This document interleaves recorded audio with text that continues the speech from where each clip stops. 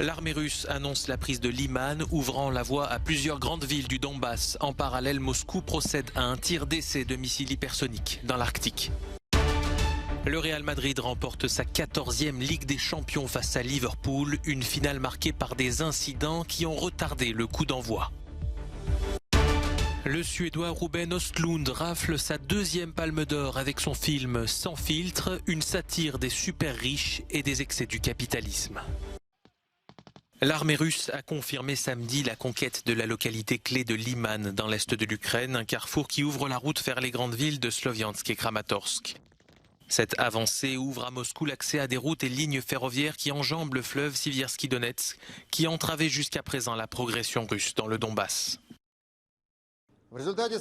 À l'issue des actions communes des unités de la milice de la République populaire de Donetsk et des forces armées russes, la ville de Liman a été entièrement libérée des nationalistes ukrainiens, affirme le porte-parole du ministère russe de la Défense. Kiev n'a pas confirmé cette information, mais a déclaré que les forces russes intensifiaient leur offensive dans la région. Dans la direction de Donetsk, l'ennemi mène des opérations offensives actives. Il continue de bombarder nos unités le long de la ligne de contact avec des frappes de missiles. Il a augmenté l'intensité des opérations, y compris les opérations tactiques et l'aviation de l'armée. Dans la direction de Liman, l'ennemi poursuit ses tirs de mortier et de lance-roquettes multiples dans les zones de localité d'Ozernoï et de Dibrovka et a lancé des frappes aériennes. Parallèlement, l'armée russe s'est livrée à une démonstration de force ce samedi dans l'Arctique avec un tir réussi de missiles hypersoniques Zircon.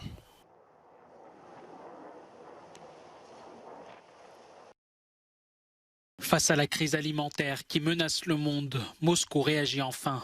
Le président russe Vladimir Poutine s'est entretenu samedi au téléphone avec son homologue français et allemand sur la reprise de l'exportation de céréales depuis l'Ukraine.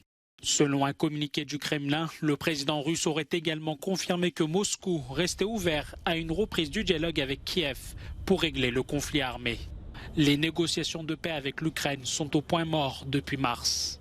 Pendant ce temps, le port de Mariupol a repris ses activités samedi matin après que les forces russes ont déclaré avoir fini de déminer et de retirer les navires coulés des eaux au large de la ville. Les navires de la base navale de Novorossiysk ont permis le passage en toute sécurité d'un navire marchand vers le port de Mariupol. Actuellement, le chargement a commencé. Mais selon la marine ukrainienne, les navires russes continuent de bloquer la libre circulation des bateaux civils en mer Noire et en mer d'Azov. La seule chose dont nous avons besoin, c'est d'ouvrir les ports de la mer Noire et de virer les Russes pour que nous puissions continuer notre travail ici. Par rapport à la mer, le transport par route ou par voie ferroviaire n'est qu'une goutte d'eau dans l'océan. Vous savez, les ports de la mer Noire permettent d'exporter 80 à 90% des céréales de l'Ukraine. Avant la guerre, l'Ukraine était le 4e exportateur mondial de blé derrière la Russie, les États-Unis et le Canada. À elle seule, l'Ukraine exportait 12% du blé au niveau mondial. Ils n'ont pas d'armes ni d'uniformes, mais pour beaucoup d'Ukrainiens, ils font partie des héros de cette guerre. De nombreux médecins ukrainiens ont essayé de soigner les blessés de guerre à Boutcha, théâtre d'exactions imputées à l'armée russe. Parmi eux, on retrouve Yevhen Repiov. Il nous explique ce qu'était l'enfer de Boutcha. Tous les patients étaient dans un état grave, car il n'y avait plus de logistique. Les occupants n'ont pas autorisé les blessés à se faire soigner. Seulement ceux qui pouvaient marcher seuls ont pu rejoindre l'hôpital. Mais beaucoup sont restés sans soins médicaux. Nous avons reçu de nombreux appels. Certains nous disaient « Que dois-je faire? J'ai une jambe arrachée, je suis assis dans le sous-sol de Vortsel ou à Hostomel. » Le neurologue Ihor Kovalchuk reprenait son service le 24 février à 7 h du matin, soit le premier jour de l'invasion russe. En chemin, le médecin voyait déjà les hélicoptères russes au-dessus de sa ville. J'ai eu l'occasion de partir d'ici quand ils étaient encore à la périphérie de Boutcha. Ça ne faisait que de commencer. J'ai eu cette chance avant même qu'ils ne viennent ici. Mais je ne l'ai pas fait parce que je savais que je devais rester ici et que je devais aider la population. Alors je suis resté jusqu'à la fin, jusqu'au 10 mars. Évidemment, je n'aurais pas pu faire autrement. Boutcha est devenu un des symboles des crimes de guerre imputés à la Russie par Kiev, qui a annoncé y avoir découvert le 31 mars des centaines de cadavres de civils. Le veto de la Turquie bloque pour l'instant l'adhésion de la Suède et de la Finlande à l'OTAN. Les efforts diplomatiques se multiplient pour tenter de trouver un consensus, alors que la Turquie reproche notamment aux deux pays une trop grande complaisance avec l'organisation kurde du PKK, considérée comme terroriste. La Finlande et la Suède travaillent directement avec la Turquie pour répondre à certaines des préoccupations qu'elle a soulevées, a déclaré le chef de la diplomatie américaine, Antony Blinken.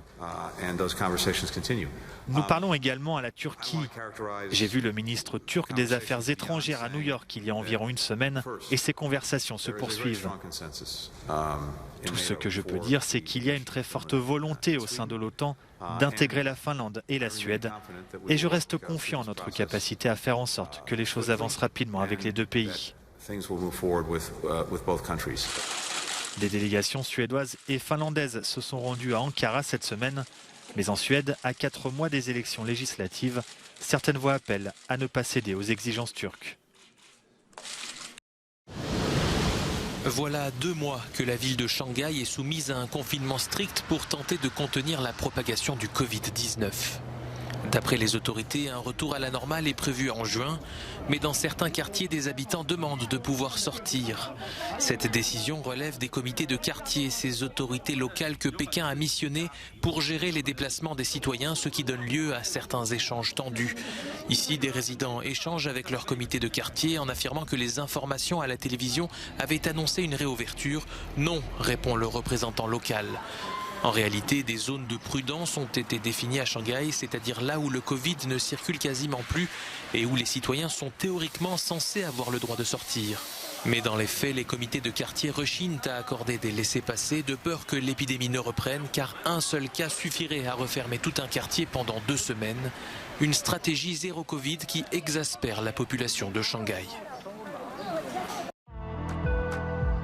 Vinicius peut avoir le sourire. Il offre ce samedi la 14e Ligue des Champions de l'histoire de son club, le Real Madrid. Les hommes de Carlo Ancelotti ont battu Liverpool, score final 1-0.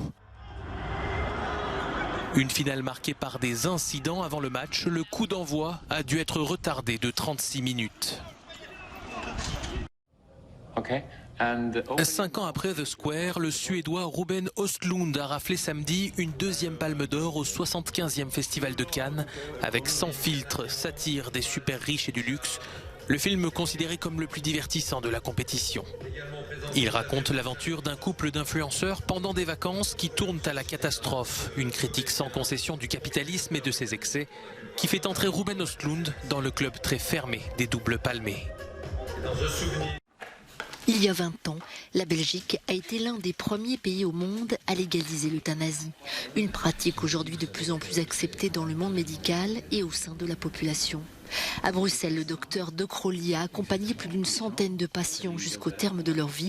Il se souvient du contexte en 2002.